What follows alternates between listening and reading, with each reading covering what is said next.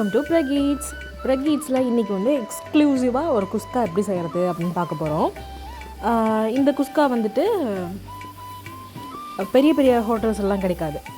சின்ன சின்ன ஹோட்டல்ஸ்லாம் இந்த நம்ம ஏரியாவில் இருக்கும்ல அது மாதிரியான ஒரு ஹோட்டலில் கிடைக்கக்கூடிய ஒரு குஸ்கா. டேஸ்ட்டெல்லாம் ரொம்ப ரொம்ப பிடிக்கும். சின்ன ஹோட்டலுன்றதுனால அவங்க வந்து மேபி வேறு ரைஸ் யூஸ் பண்ணுவாங்க. நான் இன்றைக்கி வந்து சீரக சம்பா எடுத்திருக்கேன். அவங்க வந்து நார்மல் ரைஸை உடச்சி இருக்கும்ல அதை எடுத்துகிட்டுப்பாங்க.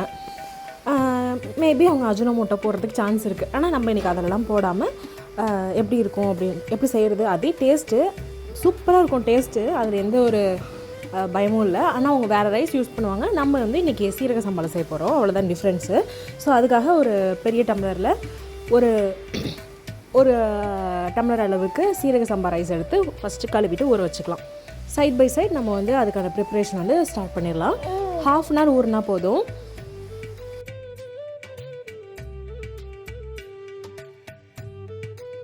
ஸோ இதுக்கு தேவையானது என்னென்னா, நம்ம இன்றைக்கி செய்ய போகிற அளவுக்கு பார்த்தோம் அப்படின்னா 3 தக்காளி எடுத்துக்கலாம், ஒரு வெங்காயம், பச்சை மிளகாய், இஞ்சி, பூண்டு, அப்புறம் இது கூடவே வந்து நமக்கு புதினா தேவைப்படும்.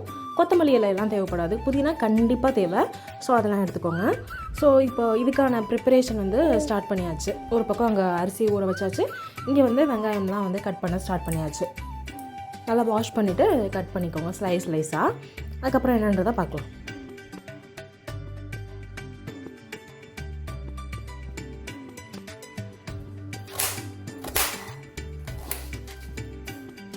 நம்மளோட எல்லா ஊர்லேயும் நம்மளோட ஏரியாவில் வந்து ஒரு கடை இருக்கும்.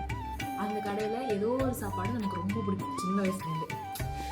அந்த கடை வந்து ஃபார்ச்சுனேட்லி நம்ம வீட்டு பக்கத்தில் வந்துச்சா இல்லை நம்ம தான் அந்த கடை பக்கத்தில் போயிட்டோமான்னு தெரியல. ஆனால் அந்த பர்டிகுலர் அந்த சாப்பாடு வந்து நமக்கு ரொம்ப பிடிக்கும்.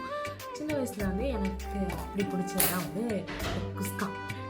குஸ்கானுடைய ஒன்றே அந்த விஜய் சேதுவில் ஒருத்தர் குஸ்கா இருப்பாங்க.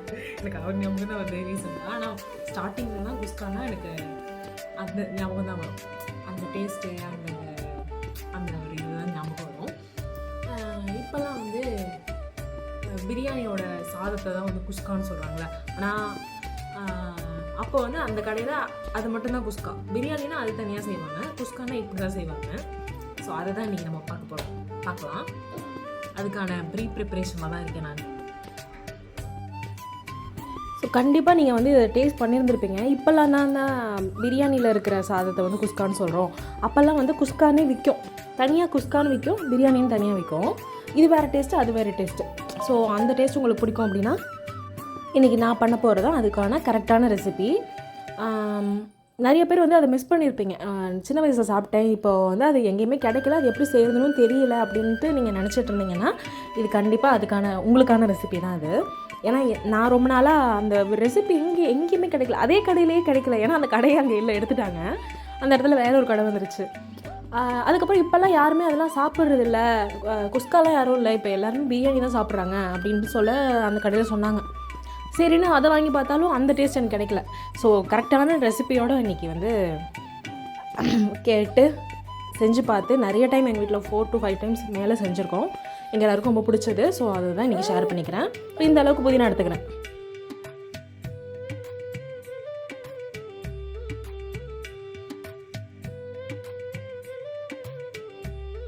மூணு தக்காளியுமே வந்து ரொம்ப இதை விட சின்னதாக நறுக்க முடிஞ்சாலும் கட் பண்ணிக்கலாம், ஒன்றும் பிரச்சனை இல்லை. ஏன்னா இதை விட பெருசாக போட்டோம்னா அங்கங்கே கிடக்கும், இதுனா கொஞ்சம் காணா போயிடும். ஸோ அந்தளவுக்கு. இன்னொரு பக்கம் வந்து இங்கே கடலைப்பருப்பு காட்டியிருந்தானே, அது எதுக்குன்னா இங்கே வாழைப்பூ வடை செஞ்சாங்க அம்மா. ஸோ அதுக்காக ஊற வச்சுருந்தாங்க. அதோட ரெசிபியை நான் வந்து கவர் பண்ணலை. ஆனால் இன்றைக்கி அதுதான் இதுக்கான சைட் டிஷ்ஷு. இதுவும் மாம்பழமும் தான் வச்சு சாப்பிட்டேன். ஸோ இங்கே ஒரு கடாய் வச்சாச்சு. அதில் கடாயில் தான் செய்ய போகிறோம். இதுக்கு வந்து குக்கர்லாம் வேணாம், குக்கரில் செஞ்சாலும் செய்யலாம், உங்கள் இஷ்டம். ஆனால் கடாயில் தான் நான் மோஸ்ட்லி செய்வேன்.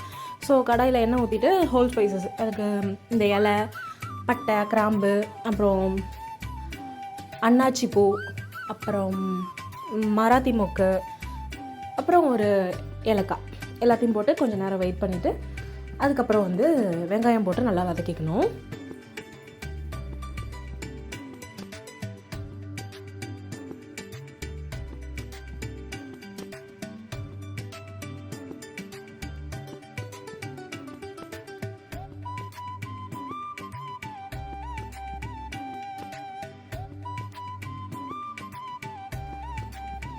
நம்ம வந்து பிரியாணிக்கு எல்லாத்தையும் அரைச்சி போட்டோம்ல, ஹோல் ஸ்பைசஸ்லாம் லாஸ்ட்டாக நான் ஒரு பிரியாணி போட்டிருப்பேன், அரைச்சி விட்ட பிரியாணின்னு.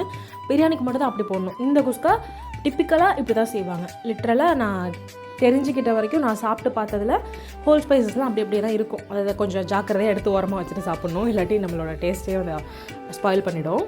ஸோ அது கூட இங்கே வெங்காயமும் வதங்கியாச்சு. அது கூட பச்சை மிளகாய், அதுக்கப்புறம் புதினா எல்லாத்தையும் ஒன்றா போட்டு வதக்கணும். புதினா லாஸ்ட்டாலாம் போடக்கூடாது, இந்த ஸ்டேஜ்லேயே போடணும். அப்போ தான் வந்து அதோட அரோமேட்டிக்காக இருக்கும், அந்த கடையில் கிடைக்கிற அத்தன்டிக்கான டேஸ்ட்டும் வந்து கிடைக்கும்.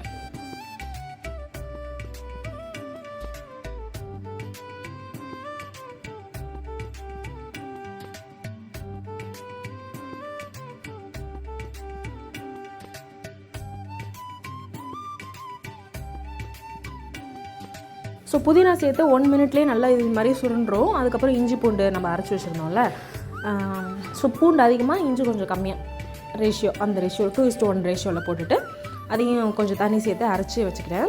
இப்போ போய் ஒட்டுற மாதிரி தான் இருக்கும், ஆனால் பயப்பட வேணாம், நம்ம தக்காளிலாம் போட்டோன்னே அது திரண்டுட்டு வந்துடும். ஸோ இதுக்கப்புறம் வந்து நான் தக்காளி சேர்த்து நல்லா வதக்கிக்கிறேன்.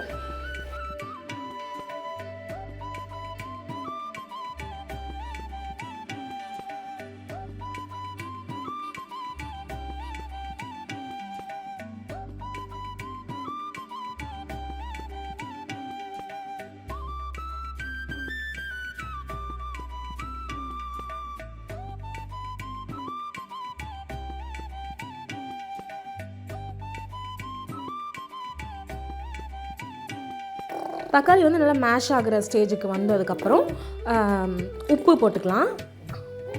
கல் உப்பு தான் போடணும், அப்போ தான் வந்து ஏன்னா சால்ட் போட்டோன்னா போடலாம், ஆனால் நான் போடல. அதுக்கப்புறம் மிளகாத்தூள் 1.5 டீஸ்பூன் அளவுக்கு மிளகாத்தூள் போட்டுக்கலாம். அதுக்கப்புறம் நல்லா வதக்கிட்டு தண்ணி வந்து லைட்டாக அந்த மசாலா ஒட்டாமல் இருக்கணும் அப்படின்றதுக்காக கொஞ்சமாக வேணால் தண்ணியை தெளிச்சிக்கலாம், ஊற்றிடாதீங்க. ஸோ லைட்டாக தண்ணி தெளிச்சுட்டு கொஞ்சமாக எண்ணெயும் கூட சேர்த்துக்கிட்டு லைட்டாக அப்படியே கிளறி விட்டோம்னாலே போதும். இதுக்கப்புறம் நம்ம தயிர் சேர்க்க போகிறோம், ஸோ வந்து ஒட்டாது, பயப்பட வேணாம். இந்த ஸ்டேஜில் நம்ம நல்லா 1.5 டீஸ்பூன் அளவுக்கு கெட்டி தயிர், கடையில் வாங்கின தயிர் நல்லா கெட்டியாக இருந்துச்சுன்னா போட்டுக்கோங்க, வீட்டில் இருந்துச்சுனாலும் வீட்டில் கெட்டியாக இருந்தாலும் எடுத்துக்கோங்க, நல்லா தாராளமாக எடுத்து போடுங்க. கடையில் வாங்கினது வந்து அவ்வளோவா புளிக்காது, ஸோ வந்து பயம் இல்லாமல் போடலாம். வீட்டிலனா கொஞ்சம் புளிப்பு தகுந்த மாதிரி பார்த்துக்கோங்க.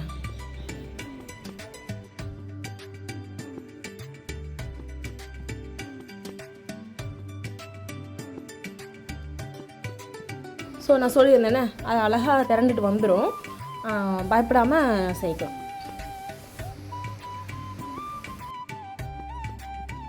ஸோ நீங்கள் கவனிச்சுருந்துருப்பீங்க, மஞ்சத்தூளே சேர்க்கலை. இதில் வந்து மஞ்சத்தூளே சேர்க்க மாட்டாங்க. இதோட கலரே வந்து ஒரு மாதிரி ஆரஞ்சிஷ் அது மாதிரி தான் இருக்கும், ரெட் ஆரஞ்சுன்னு சொல்லுவாங்கள்ல, அந்த கலரில் தான் இருக்கும். எந்த ஒரு கலர் பவுடரும் நம்ம சேர்க்க போகிறதில்ல, வெறும் மிளகாத்தூள் தான். அதுக்கப்புறம் நம்ம கரம் மசாலா சேர்ப்போம், அது லாஸ்ட்டாக தான் சேர்க்கணும். ஸோ இந்த ஸ்டேஜில் நான் ரைஸை வந்து இதில் சேர்த்துட்டு வதக்கி விட்டுக்கிறேன். ரைஸ் வந்து எப்பயுமே ஒரு ரைஸ் கூட பாத்திரத்தில் ஒட்டாமல் போடணும்னு சொல்லுவாங்க. நான் எங்கள் அம்மாட்ட கேட்பேன், அப்போ சாதத்தை மட்டும் கொட்டுற அப்படின்ட்டு. ஆனால் சாதம் கொட்டுறது வந்து விதிவிலக்கு இல்லை, ஆனால் அரிசியாக இருக்கும் போது ஒன்று கூட கீழேயும் கொட்டக்கூடாது, பாத்திரத்துலேயும் விடாமல் அள்ளி போடணும்னு சொல்லுவாங்களாமா, அவங்க அம்மா சொன்னாங்களாம். அது வந்து எங்கள் அம்மா என்கிட்ட சொன்னாங்க. ஸோ நீங்களும் அதே மாதிரி போட்டுக்கோங்க. ஸோ நல்லா இந்த ஸ்டேஜில் நல்லா வதக்கிட்டு 1:2 அந்த அளவுக்கு தண்ணி, 1:2 ரேஷியோவில் தண்ணி வச்சுக்கலாம்.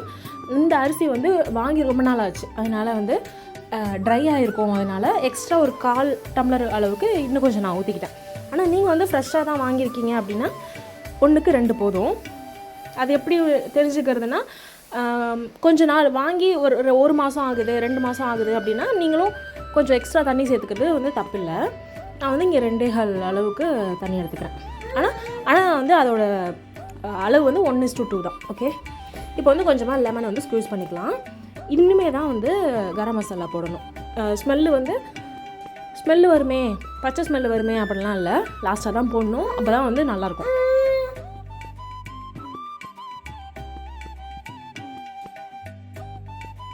ஸோ அதுக்கப்புறம் ஹை ஃப்ளேமில் வச்சுட்டு அதுக்கப்புறம் லோ ஃப்ளேமில் வச்சு தம் வச்சு இறக்கியாச்சு. எங்கே பாதி ரைஸை காணும்னு கேட்டிங்கன்னா அது தட்டுக்கு வந்தாச்சு, அதனால் அங்கே பாதியை காணும்.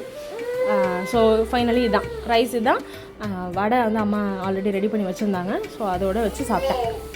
ஸோ இன்னொரு இன்ட்ரெஸ்டிங்கான ஒரு வீடியோவில் பார்க்கலாம். பாய்.